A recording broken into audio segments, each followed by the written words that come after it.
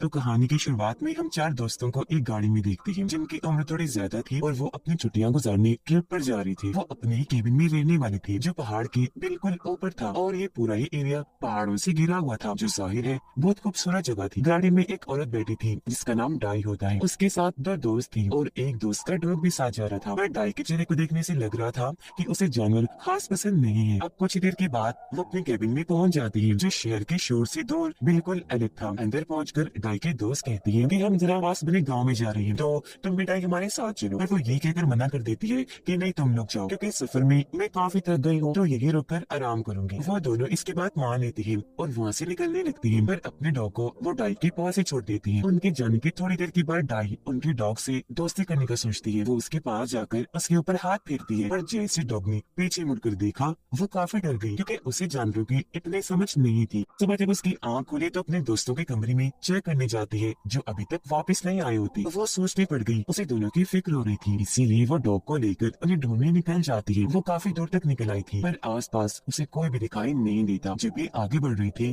तो डॉग के मुंह पर चोट लग गई, उसका खून बहने लगता है। डाई जब उसे चेक करती है तो सोचने लगी कि इसने जरूर कोई पत्थर खा लिया होगा, तो इस बात को नजरअंदाज कर देती है और डॉग को लेकर फिर से आगे बढ़ने लगी। पर डॉग पता नहीं क्यों आगे जाने से डर रहा था तो वहाँ से वापस भाग जाता है। ये देखकर डाई को काफी हैरानी हुई कि पता नहीं इसने ऐसा क्यों किया। फिर जैसे डाई आगे बढ़ने लगी वो किसी चीज से टकरा जाती है जो डाई को रोक लेती है पर नजर नहीं आती कि ये चीज क्या है। वो भी देखने की कोशिश करती है कि ये क्या था पर उसे कुछ भी दिखाई नहीं देता। एक बार फिर वो आगे बढ़ने की कोशिश करती है मगर दोबारा टकरा जाती है। अब वो घबरा गई, अपने दोनों हाथ आगे करके चेक करने लगती है। तब उसे पता चलता है कि यहाँ तो दरअसल एक इनविजिबल दीवार है, ना नजर आने वाली दीवार है। अब इससे डाई काफी हैरान हो जाती है कि इनविजिबल दीवार जैसी कोई चीज होती ही नहीं, तो फिर ये क्यों उसे बार बार रोक रही थी। वो आंखों से दिख नहीं रही थी पर छूने से महसूस हो रही थी और इसी वजह से ही डॉग भी आगे जाने से डर रहा था क्योंकि उसे चोट भी इस इनविजिबल दीवार की वजह से ही लगी थी। वो आगे बढ़ने की फिर से कोशिश करती है लेकिन उसकी सारी कोशिशें बेकार जाती हैं। वो उसे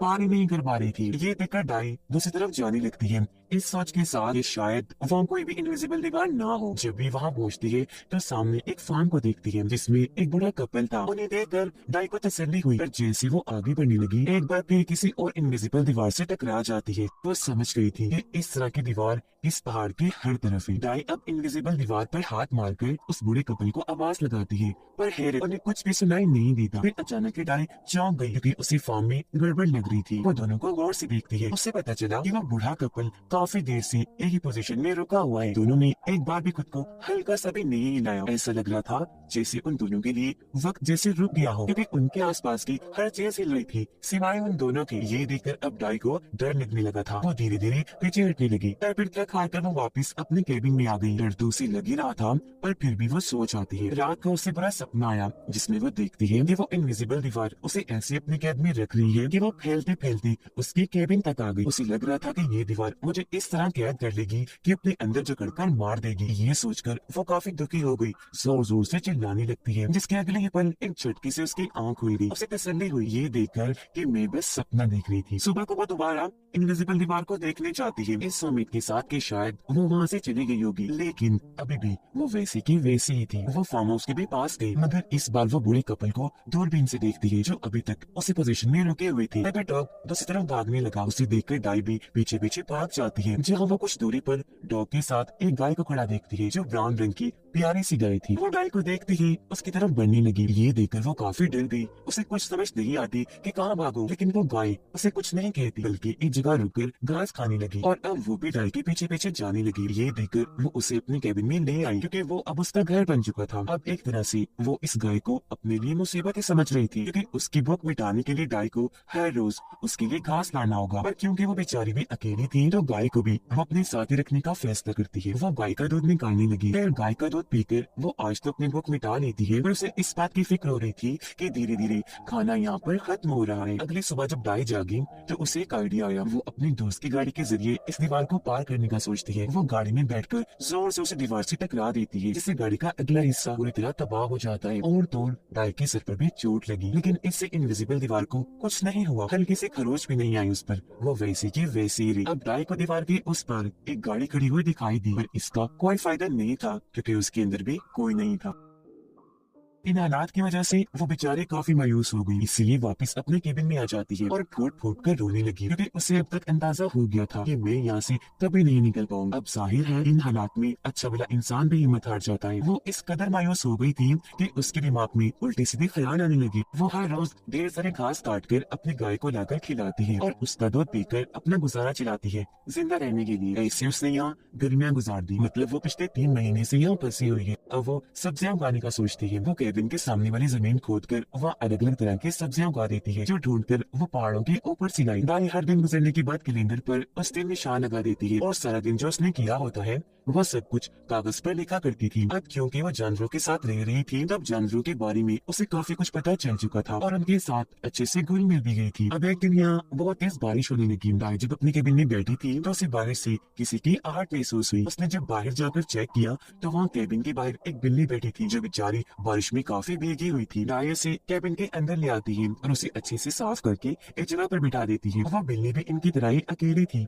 इसलिए दाई उसे भी पालने का सोचती है। अब यहाँ एक किस्म की दाई की एक फैमिली बन गई थी। अब वक्त के साथ साथ वो शिकार करना भी सीख रही थी, क्योंकि जाहिर है सब्जियों को उगने में अभी टाइम लगेगा। मगर शिकार करते हुए अक्सर उसे बहुत सारी मुसीबतों का सामना भी करना पड़ता था, जैसे कि उसे चोटें लग जाया करती थी। पर वक्त गुजरने के साथ साथ वो इसमें काफी अच्छी होती जा रही थी। इस चीज में उसका साथ डॉग भी दिया करता था। अब एक दिन जब वो शिकार के लिए निकल रही थी तो उसकी नजर सामने खड़े ट्रक पर गई। इसे अक्सर आती जाती वो देखा करती थी, पर आज वो ट्रक काफी करीब खड़ा था, जिसे देखकर उसके अंदर एक उम्मीद पैदा हुई कि शायद यहाँ मेरे अलावा कोई और भी है और मैं यहाँ से निकल सकती हूँ। मगर जैसे वो ट्रक के करीब जाने लगी, फिर से उस इनविजिबल दीवार से टकरा जाती है, जिससे उसकी सारी उम्मीदें वही टूट जाती है। वो मायूस होकर वापस आ ही रही थी कि तभी उसकी नजर अपने पहाड़ी के पास बने घर पर गई। वो दूरबीन लेकर वहाँ देखने लगी, पर बदकिस्मती से वो घर भी खाली था, वहाँ भी कोई नहीं रहता था। लेकिन दाई इस घर के पास ही बैठ जाती है, क्योंकि यहाँ का नजारा बेहद ही खूबसूरत था। एक सुकून सा था, हल्की हल्की सी हवा चल रही थी, इसलिए दाई को वहाँ नींद आ जाती है। पर जब उसकी आँख खुली रात हो चुकी थी,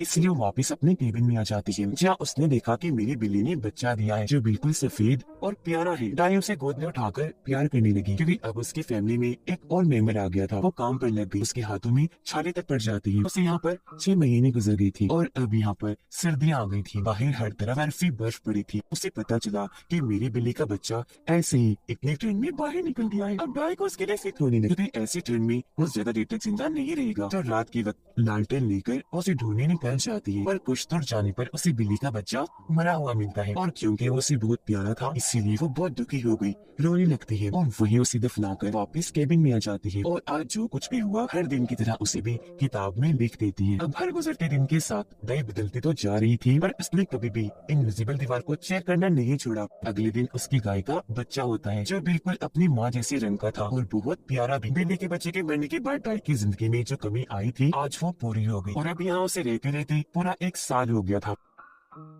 एक दिन जब वो बोर होने लगी तो अपने जानवरों को घुमाने पहाड़ी वाले घर के पास ले जाती है, जो जगह उसे बहुत पसंद थी। तो आज से दाई यही रुकने का फैसला करती है। टाइम बहुत जल्दी गुजरता जा रहा था, गर्मियां भी निकल गई और अब फिर से पतझड़ का मौसम आ जाता है। ये दिन भी गुजर गए, जिसके बाद अब यहाँ सर्दियां आने वाली थी और यहाँ दाई ने पहले अपने खाने और आग जलाने के लिए लकड़ियों का बंदोबस्त कर लिया था, ताकि उसे या उसके जानवरों को इस बर्फीली ठंड में कोई दिक्कत ना हो। एक दिन जोरों की ठंडी हवा चली, दाई को बाहर किसी परिंदे की आवाज सुनाई दी। वो जब चेक करने बाहर गई तो पेड़ पर एक कौवे को देखती है, जो वहाँ अकेला बैठा था और उसका रंग सफेद था। अब यहाँ दाई समझ जाती है कि बाकी कौवों ने इसका साथ इसके रंग की वजह से छुड़ा होगा, तो वो उसका अकेलापन समझ जाती है, क्योंकि उससे बेहतर ये कौन जान सकता था कि अकेला रहना कितना तकलीफ दे है। वो उस कौवे को भी अपने साथ शामिल कर लेती है और उससे खाना डालती है। ऐसे वक्त गुजरता गया और फिर से 1 साल बीत जाता है। एक दिन फिर से दाई अपना वक्त गुजारने के लिए अपने जानवरों को लेकर पहाड़ी वाले घर के पास जाती है, पर हमेशा की तरह इस बार उसे वहाँ अच्छा नहीं लगता। अब दाई अपनी इस कैद भरी जिंदगी से उकता चुकी थी। यही वजह है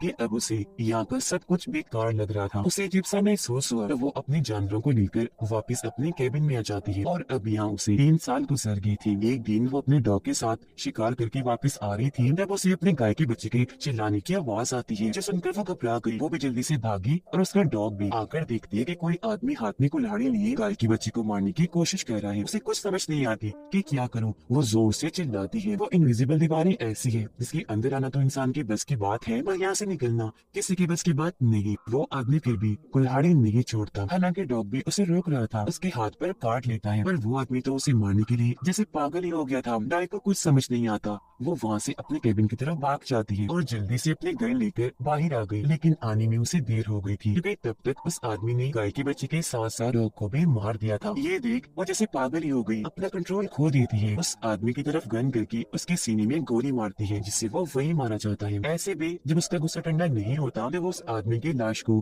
पहाड़ से नीचे फेंक देती है और रोते रोते गाय के बच्चे और डॉग को वहीं पर दफना देती है। वो दुखी होकर एक जगह बैठ गई क्योंकि अब उसकी फैमिली में सिर्फ उसकी बड़ी गाय ही बची थी। वो अपनी गाय को लेकर वापस कैबिन में आ गई और अपने दुखों को उस किताब के आखिरी कागज पर लिखकर इस किताब को पूरा कर देती है। अब इस कहानी के जरिए हमें बताया गया है कि इंसान की जिंदगी ऐसी ही है। इंसान को अपनी मुश्किलात की वजह से ये सोचना नहीं चाहिए कि जिंदगी कब दी एंड हो रही है, या वो ये सोचे कि मेरी जिंदगी खत्म हो ही जाए तो अच्छा है, बल्कि ये जिंदगी जैसी भी है इंसान को खुशी खुशी गुजारनी चाहिए, क्योंकि तभी आप सुकून से रह पाएंगे। लेकिन जो जिंदगी का सफर है, असल सीख तो इंसान को उसमें ही मिलती है। इसी मैसेज के साथ ही इस मूवी की कहानी यहीं पर खत्म हो जाती है।